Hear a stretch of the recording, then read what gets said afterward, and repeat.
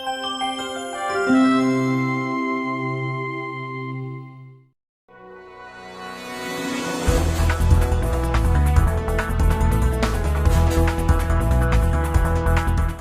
and welcome to a very special here on SSPTV. We are with one of the candidates for the 116th District here for State Representative, Dane Watro. Thanks for joining us. Thank you for having me again. It's a pleasure always to be on your show. Awesome. We decided we'd come out here, so I'm going to take you on a little walk here through the rails to trails. Again, this is one of the beautiful sceneries here in the greater Hazleton area where everyone likes to come and bring their families and walk and have some fun, and it's the most beautiful time of the year for us. Extremely beautiful. Leaves changing colors. It's like somebody just turned a switch. I love it. I love it. If we couldn't have handpicked a better day to do this interview. Right. So we're here today and we're going to tell you why you should vote for Dane Watro on November 8th, the general election.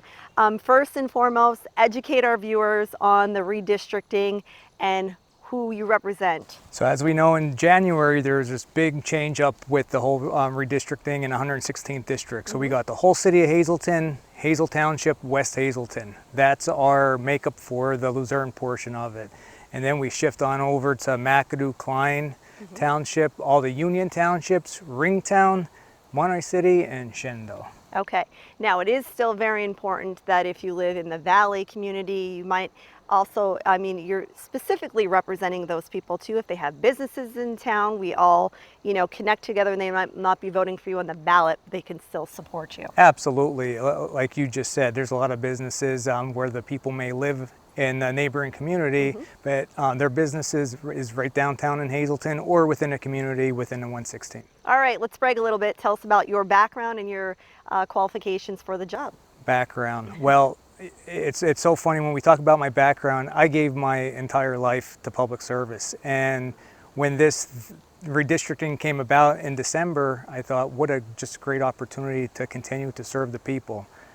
My family will say, Dane, you got a good job, good pension, you got everything going for you. Why step away and do this? It's a 2-year term. It's because it's in my heart. This is what I want to do. I love serving, and this is a capacity that I feel that I could best serve people. You have your military background? Yeah, 10 years in the military. That was inactive, active duty service, deployment to Operation Iraqi Freedom. And like I said, my service to my country is one thing I hold very closely to my heart. You're a community man, involved in the community? Served 8 years as mayor of McAdoo, which that was an extraordinary honor that the people allowed me to represent them for 8 good, strong, solid years. You have a beautiful family? I do, yes. We're just taking a walk down the trail here, beautiful day. We're just discussing, okay, what's for homework tonight? What's for dinner? What's going on? Just your typical family stuff going on. Telling Genevieve, okay, you got to go home, got to get something to eat, got to do the homework, and get ready and prioritize, rush around for the activities for night. So your typical family. That's your it. Typical thing, yeah. Hardworking. You both have jobs, you go to work every day, yes, right? So you talk about family values. That's one thing that I hold near and dear to me is families first, no matter what. Work comes second. However, this job, if the people will allow me to be their next representative, which is looking really good, I got to say that my family and representing the people will definitely be equal and be hand in hand. And the reason why is because of the support that I have, not only from my wife, my daughter, but my entire family and my friends.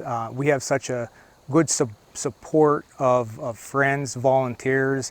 It's just completely amazing. I say, when I'm out there running for this office, it's not Dane Watro, it's everybody in the 116th. This is their seat, this is their office, and hopefully come November 8th, they're going to allow me to sit in that seat and serve them. Well, you made a good point. If you are elected to serve this seat, you're going to have an office, I believe, in Hazleton. You're going to have 2 locations. Yes. We're talking about, we're in the midst of talking right now, not putting the cart before the horse. However, we are saying that the office will remain in Hazleton, and I really look forward to sharing my office with a senator if all goes well, and then he is also going to share his office down in Monterey City with me. So we're going to have 2 offices, but that will be my primary office in Hazleton. along with the primary office again down in Monoy City. So we're going to have 2 offices represent each side of the district. And as we know, we have Schuylkill portion and Luzerne portion. And I could promise the people this, neither county will be ignored. Very good. You're all here in the lower end of Luzerne, and like you said, so McAdoo, Klein, they're all kind of in the same location. So you're not that spread out. Right, yes. So what are your key points, your priorities for the people, for your constituents? Just had a conversation today, just a short time ago. What's alarming to me, I'm concerned with 2 major areas. The first one being inflation. We could say, we watch television shows, inflation this, inflation that, gas prices. It's a reality. It is. Go to the gas pump and all you see is that the numbers just keep on getting higher and higher. Gas went up today, gas went up yesterday, gas keeps on going up. This is not good. People can't afford it anymore. We're getting in a colder season. How are they going to heat their homes? I'm concerned for it. My wife and I, we go grocery shopping. The cost of chicken, the cost of eggs, I can't figure it out. It's a problem, it needs to be fixed. And I could be the guy to be in there and working on that. The second most important thing, I'm out knocking doors. My wife is with me. Every chance I get, we're knocking doors together. The team is with me. And it's disheartening when people are afraid to open their door. Who is it? I explain who I am. They're looking through me through the Ring doorbell. It's sad because the people are afraid to open that door. They don't know what's on the other side. We're faced with so much crime in this area that we need to entrust in our police. We need to fund our police. We need to get behind that thin blue line and really give those people, our citizens, our residents, a sense of security, a sense of safety. And by doing that, we need to make sure they're properly funded, make sure they have the resources to combat crime. I don't want to, in the next election cycle, be knocking on a door and somebody be afraid to answer that door. And as you said, what is the main issue that affects everyone is safety. Whether your kids are going to the best school, whether you live in the best neighborhood, or whatever food you put on the table, do you really care if you're not safe going to get those groceries or having your child in a school? You want safety first. And when people hear those sirens, let me tell you, it's no joke. People are locking their doors, locking their windows, very scared that we need more police in the area to protect us. Yes, and better family-sustaining jobs. That's the ticket. We see warehouses coming up, and that's great. They're jobs, this and that. What I want to see is family-sustaining jobs, and people will say, well, how do you do that? Simple. The corporate tax is 9.9%. We're one of the highest tax brackets for corporate taxes in the United States. People will say, well, how do you bring family-sustaining jobs in there? They're building warehouses, building this. You got to lower that. Now, there is a plan. There was legislation recently passed that's going to bring that down to, I think, 4.5, somewhere around there, by 2031. Okay. Wow. That's quite a distance away. It's not helping us now. Right. We got to bring that corporate tax down because that will bring jobs in. Let's bring industry. Hazleton used to be an area where you would manufacture, you would make stuff. Now what do? Store stuff.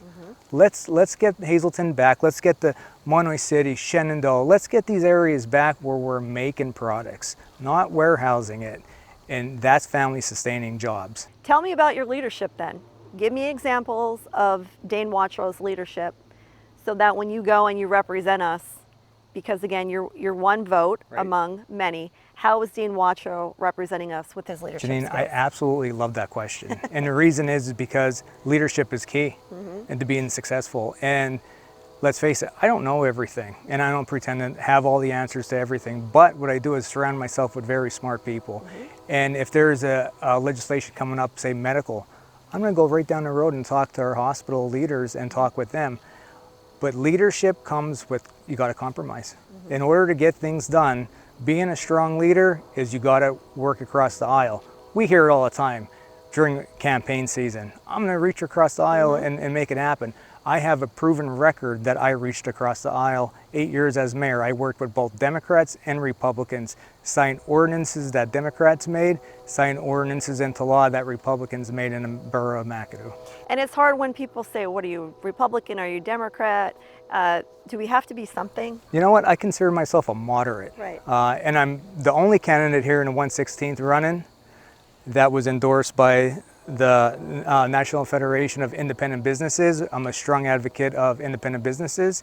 The only candidate that was endorsed by the Chamber, Business and Industry in the state of Pennsylvania. Wow. Recently, which is an honor, was endorsed by the Pennsylvania State Police Troopers Association, and the Hazleton City FOP endorsed me as well recently. Go on more about police, the Hazleton Area School District Police Department also endorsed me. So that's when I talk about police. They know I got their back. We're gonna make this area a safer place with proper funding. Very good. We're going to elaborate on those endorsements and why are they important for you to vote for Dane Watro. Come on, get out there and vote. The election's coming up November 8th. We'll be right back. And welcome back to this SSPTV special. Remember to get out and vote November 8th. Today we are with a candidate for state representative of the 116th district, Dane Watro. We're in the beautiful area of Hazleton, rails to trails. We thought we'd go outside instead of being at your kitchen table right. this time. Yes. It's so nice out. It is beautiful, yes. But we do want to mention your daughter and your wife are here. They're always at your side, and you've been campaigning together since day one. They've supported you, also your entire family and friends. Yes, and we cannot forget our oldest daughter down in Florida, enjoying the sun down there while our beautiful leaves are changing. Yes. But she is rooting this campaign on from down in the sunny state of Florida. Very good. If you missed this before the break, we were talking about those endorsements. Just reiterate on the endorsements and also why they're so important for the voters. Sure. Endorsements. We have the Realtors Association within the state of Pennsylvania endorsed this campaign. We talk about businesses. That's a big one. Selling homes and getting them to the buyers right away. And I know you said during the break time, so how are you going to be there for businesses? Yeah. And my plan is, and I talked with the team that's helping me run this campaign, and we decided as soon as we're elected, we're going to make our rounds. We're going to do a city tour of downtown Hazleton. Will we get to every business? No, but the businesses that want our office to come see them, we want to come see them. We want to hear their concerns, hear what they have to say, hear what we could do to better help them and serve them. And that's just not in Hazleton, that's down in Shenandoah, Schuylkill County, Monterey City, and all those areas. And that's great. And I can tell you, as being one of those business owners, that crime will definitely come up as being the #1 priority, which you've already discussed on being endorsed by a lot of the police in the area. Yes, Lou Barletta, when he was mayor, he had this vision and wanted to combat crime and all that. So when he came out early on in this campaign back in May, and he endorsed me as his candidate for state representative in the 116th, was a big endorsement because Lou had a vision for the greater Hazleton area, and he got a lot accomplished. Congressman Dan Muser? Yes, Congressman Muser. Yes, we had a whole slew of endorsements from Schuylkill County as well. Boots, our county commissioner, clerk of courts, Maria Casey, register of wills. We have a good group of officials down at courthouse. All the row offices, more or less, for the most part. It's on my website. Endorsed this campaign, and I asked them, well, why, with such a big primary we had, and moving on to the fall, I'm so honored and humbled, and they said, because Wachro, you have a vision, and that vision is to help people. That's why we're in this business. Talk about character, that's important. When I go to vote, I want to vote for someone, I mean, you can say all the nice bells and whistles and then say all the right key words, but it's really about the leadership which we discussed, and character, integrity. I always say proven leadership will just show itself, and I have that proven leadership by leading McAdoo Borough many years without raising taxes, still getting things done, working across the aisle with both parties, and it's such a rewarding experience to have both Democrats, Republicans, and independents getting behind this campaign and supporting us. And I keep on saying us because it's a team effort, and it just to see the unity of both parties come together and independence and really push this initiative and drive this so we're out there helping one another. If you're elected, what is your policy on, is there an open door policy? Do people make appointments to see you for the 2 offices as you try to reach out to as many of your constituents? Very good question. Open door policy is the only way to go. That door will always be open 8 hours a day, and I will not going to be a representative to so much per se sit in the office, but I will be having appointments there. My job, and I feel the best way to reach constituents, is being out with them, visiting them. If business owners in the community, I want to be accessible to them all. But I will be in the office as well. But my main focus is be with the people. So what sets you apart, Dane Watro, for a candidate for state representative of the 116th? Leadership, experience, and just I've shown that I want to help people. And that's why I'm in this game. That's why I've dedicated my entire life to public service, is to help people. Leadership, being the mayor, leadership in the military, and just honor and pride to be a Pennsylvanian my entire life. I want to step back a little bit, if again, we talked about inflation, and just to elaborate on the effects that has had. When I go to the dollar store to pick something up and I actually see someone struggling with items that are $1.25, and they have 5 things in their hand and they're saying, you know, do I get all 5 of these? That is realization of how tough it is on this area that are mainly on fixed incomes. Let's talk about our veterans. Right. None of these people on fixed incomes are getting raises, but their bills are through the roof. And as I said earlier on in the segment here, with the cold months coming ahead, the senior citizens, the disabled veterans that are on a fixed income, they're the people that my heart breaks. Is it something for me to get another job and to go pick up a few hours somewhere? I'm able to do it. But our disabled people, our senior citizens, our disabled veterans, our veterans, they can't. They don't have that luxury of potentially trying to pick up something else and make ends meet. And my heart breaks. Like I said, my wife and I go grocery shopping weekly, and we hear it and we see it, and we're burdened with the same problem.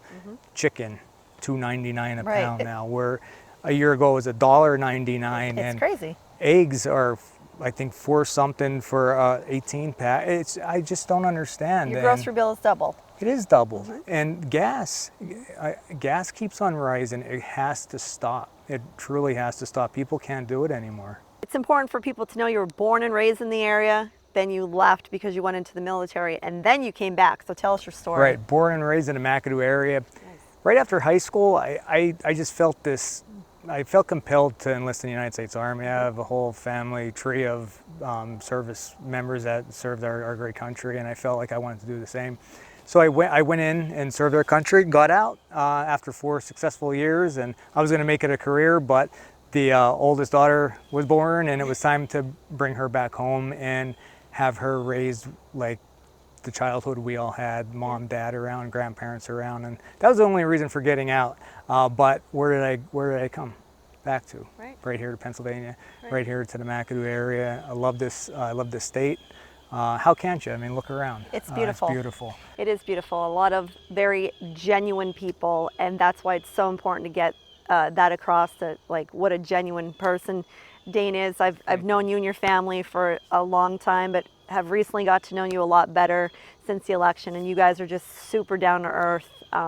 We even joked about, you know, when you built your home and you're just like, don't mind, like, there's no landscaping, we got to save for that. But it's just... We still didn't get that done yet. Right, it's the pool in. The pool's in, okay, we got the pool, but everything else is still, you know, as money comes in, I totally... You have project per project and a child, 2 children to raise, and they have college. So we all have bills and budgets to work on. So when you keep... This theme that I keep seeing from you when your talk is like, it's something you're passionate about. And when you follow that passion, it seems you're making stuff happen, whether it was the military, raising your family here, getting your job here. You have a great career now, looking to switch over, and people Right. say why, and you're like, because I feel it in my heart. Yes. And if that's how you feel about the issues that are affecting our constituents, and you can bring that to the Capitol and get things done, let me tell you, you'll have happy campers here. Quick story, I did 4 years, got out, family, we're raising our family, and 9/11 happened, and I decided that I needed to go back in, leave a good stable job, leave my family, go in, serve this country, and I did that and came back, landed on my feet, got a job, and I was fine. We're faced with another opportunity here where I feel like I could really help people, and even with a good job and everything stable and good, and people say, it's 2 years, Dane, what are you doing? And I'm going to put you on the spot for that. Yeah. So it is 2 years. Are you a one-term state rep, or are you looking to stay around? And I'm looking to continue to serve people as long as they possibly allow me to serve them. very good. Yes. All right, so you have 2 minutes left. Tell us why we should vote for Dane Watro on November 8th, the general election for state rep of the 116th district. This race, not only the state representative race, but races across our Commonwealth, it's a crucial year. We have so much going on, so much at stake. I humbly ask for your vote on November 8th, not only for me, but for your family, for the future of your children, for my children, for my family. I'm going to get things done. I'm going to work hard. I will always have that open door policy, and I'll be here to serve you like I've served you all in the past. Thank you very much. Dane, thanks for joining us. Thank you so much for having me. And we'll see you next time.